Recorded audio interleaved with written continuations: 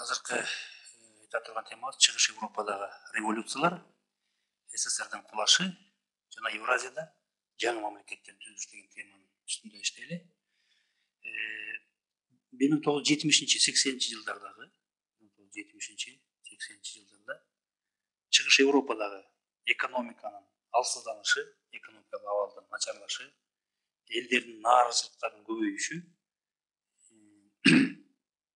Чыгыш Европада bir топ социалдык проблемаларды жаратты да, социалдык проблемаларды жараткан.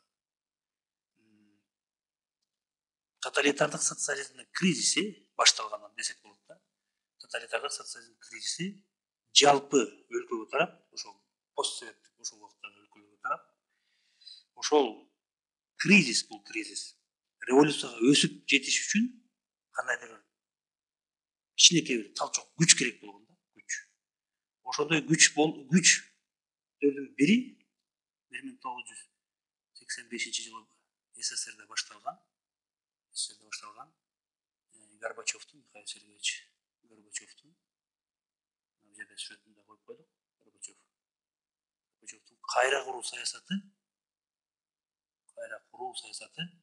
ошол революцияга түртүүчү, кризисти революцияга түртүүчү чоң бир талчок күч болуп эсептелген да. Бул кайра куруу саясатынын негизинде, основасында Чыгыш Европа өлкөлөрүндө жаңы күчтөрдүн, жаңы бийлик адамдарынын бийликке келишине чоң таасир эткен да. Ал адамдар, бийликке келген адамдар жаңы реформалар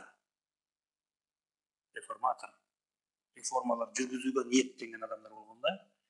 Ошол Горбачевдун Советтер Союзунда бийликке келиши менен, кайра куруу программасынын жарыяланышы менен советтик интервенциядан коркуу сезими Чыгыш Европада жоголгон да. Жана бул жерлерде 80-чы жылдардын аягынан баштап демократиялык революциялар башталган да. Бул революциялардын башталышы мамлекет бийлик башына жаңы социализмди жаңылоо идеясын колдогон адамдардын келиши менен Чыгыш Европа өлкөлөрүндө демократиялык революциялар башталган да. Демократиялык толкундоолор башталган. Алардын негизги максаты, демократиялык революциялардын негизги максаты антисоветтик чыгуу жана өлкөдөгү бардык тармак боюнча реформаларды жүргүзүү болгон да. Көптөгөн Чыгыш Европанын бардык өлкөлөрүндө парламентке болгон шайлоолордо Компартия жана Коммунисттик партия жеңишке жетише албай, ошол убакта түзүлгөн демократиялык партиялар жеңишке жетишип, бийлик бутактарын ала башташкан да. 1989 жылы Чыгыш Европада башталган демократиялык революциялар 40 жылдардан эмнеси менен айырмаланды дегенде, булар революциялык багытты тандап алгандыгы менен айырмаланган. Себеби башкача айтканда 40 жылдардын аягындагы революциялардын натыйжасында бул өлкөлөрдө тоталитар социализм орногон дагы, анан бул 89 жылы 90 жылдардын башындагы революцияда демократиялык багытты тандап алышып бул өлкөлөрдө мына ошонусу менен айырмаланган да. 40 жыл, бир дегенде 45 жыл тоталитардык режимдин жетеги астында жашап келген Чыгыш Европа өлкөлөрүндө эми демократиялык багытты көздөшүп, бийликке жаңы адамдар келе баштады да. Бул 90-жылы башталган Чыгыш Европадагы революция негизинен тынчтык жолу менен жүргүзүлгөн, элдин баягы нааразычылыгы митингтерге чыгышып, көчөлөргө чыгышып, негизинен тынчтык жолу менен чечилген. Бирок көп өлкөлөрдө бул тынчтык жолу менен өткөнү менен көп өлкөлөрдө улуттар аралык конфликттерди жаратып келген да. Улуттар аралык конфликттер жараткан. Мисалы, мындай улуттар аралык конфликттер Югославия мамлекетинде өтө бир өзүнүн изин калтырды да. Себеби Югославия мамлекети социализм мезгилинде эле федеративдик маанайда түзүлгөн мамлекет болгон дагы, анын составында ошол 6 республика, 6 мамлекет түзүлүштө республика жашап келген да. Мына ошол Югославия мамлекетинде кичине кандуу кармаш, мындай кровавый конфликт пайда болгон дагы, жанагы этностук кагылышууга алып келген да, калган мамлекеттерде Европадагы калган Чыгыш Европа мамлекеттеринде революциялар негизинен тынчтык жол менен өткөн дагы өзүнүн жеңишине жетишкен. Андан тышкары бул ушундай кырдаалда жеке эле мына Югославияны айтып кеттик. Югославияда саясий этностук бөлүнүп жарылууга алып келгенде 1991 жылдан баштап Югославия мамлекети мындай бөлүнүп жарылып, анын составынан Словения, Хорватия, Босния жана Герцеговина, Македония деген мамлекеттер чыгып кеткен дагы Югославиянын составында Сербия жана Черногория мамлекеттери калып, калган мамлекеттер бөлүнүп кеткен.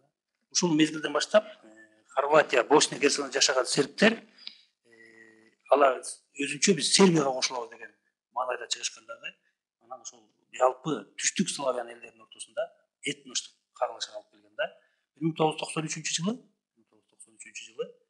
ушул этностор ортосундагы кагылышууда ушул Югославияда 160 миңден ашык адам каза тапкан. Бул Европа континентиндеги экинчи дүйнөлүк согуштан кийинки эң чоң мындай бир куралдуу кагылыш болгон да. Андан кийин эми мына ошол убакта тоталитар социализм мезгилинде Чехословакия деген мамлекет болгон. Чехословакия убагында ЧССР, Чехословацкая Советская Социалистическая Республика деп келген дагы ошол демократиялык революциялар жеңгенден кийин мына 1993 жылы 1 январда Чех эки улуттан түзүлгөн мамлекеттер бул чехтер менен словактар. Ошондуктан Чехословак болуп турганда чех менен словактар өзүнүн дүйнөгө мындай таң калдырды, дүйнө элдеринчи таң калдырды. Себеби булар мындай тынчтык жол менен гана эчтеке согушуп талашпастан эки мамлекетке тынчтык жол менен бөлүнүп кетишти. Чехия жана Словакия. Мына азыркы убакка чейин бул эки мамлекеттен ушундай жогорку деңгээлде өнүккөн мамлекет, европалык мамлекеттер болуп эсептелет. Мына бул дүйнө эли Чехия менен Словакия таң калды.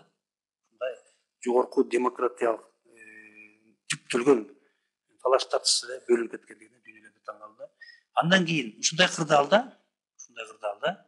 1985 жылы Советтер Союзунда башталган кайра куруу саясаты Советтер Союзунун акыры келип ыдырашына алып келди да.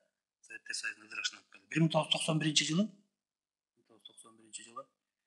жанагы Минск шаарына жакын Беловежская пуща деген жерде Россиянын, Белоруссиянын, Украинанын ошол кездеги лидерлери Борис Ельцин, Леонид Кравчук,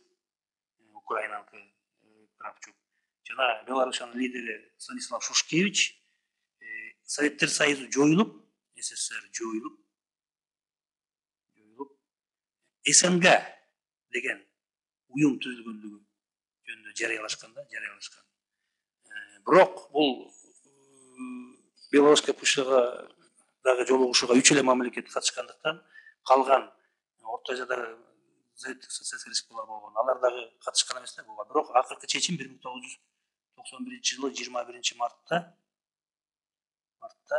Алмата шаарында өткөн саммитинде СССРдин тагдыры биротоло чечилип, СССР 11 мамлекет ошол мурунку Союздун составындагы 11 союздук республика бири ушул Алматы саммитине жолугушуп, Советтер Союзу жоюлгандыгын жана үн-корсуз мамлекеттердин шериктештиги түзүлгөндүгүн жарыялашты. Советтер Союзу кулагандан кийин СССР биз жерге менсилерге жазып койгон. Советтер Союзу 1922 жылы 31 декабрда түзүлсө, анын кулашы 1991 жыл 21 декабрь болуп атат. Бул мамлекет почти 69 жыл өмүр сүрдү да. Бул СССР кулагандан кийин көптөгөн проблемалар келип чыкты. Алардын ичинен эң биринчи куралдуу күчтөр жөнүндөгү маселе турду да, куралдуу күчтөр. Себеби билебиз, Советтер Союзу кезегинде ядролук зор держава болгон да. Мына ошол бүткүл дүйнөлүк тышкы саясатта жана ядролук маселелер боюнча Россия Федерациясы Советтер Союзунун мындай мураскору катары аталды да, мураскору аталды дагы. Жанагы көптөгөн курал жаатындагы куралдуу күчтөр жаатындагы маселелер ушул Россияга көбүрөөк ээлик болуп калды да, Россия көбүрөөк ээлик болуп калды. Бирок Советтер Союзунун кулашы менен, СССРдин кулашы менен дагы ошол Советтер Союзунун мурунку территориясында кээ бир аймактарда мындай этнос аралык кагылышуулар пайда болду. Мисалы, жанагы Молдавиядагы Приднестровская республика деген жерде аймакта, андан кийин жанагы Армения менен Азербайжандын ортосунда Тоолуу Карабах областы боюнча дагы этнос аралык кагылышуулар келип, бирок кийинки жылдарында бул маселелер тынчтык жол менен чечилди дагы. Азыркы убакта бул чөлкөндөрдө мындай тынчтык, эч кандай этнос аралык кагылышуу болбой эле тынч өнүгүп жатышат да. Мына андан кийин КМШ мамлекети акыркы убактарда мына башында 11 мамлекет түзүп, акыркы убактарда буга Армения кошулду дагы, 12 болду дагы. Азыркы убакта КМШ мамлекетинин составында 12 мамлекет күн корсун мамлекеттер шектештирген уюмдун астында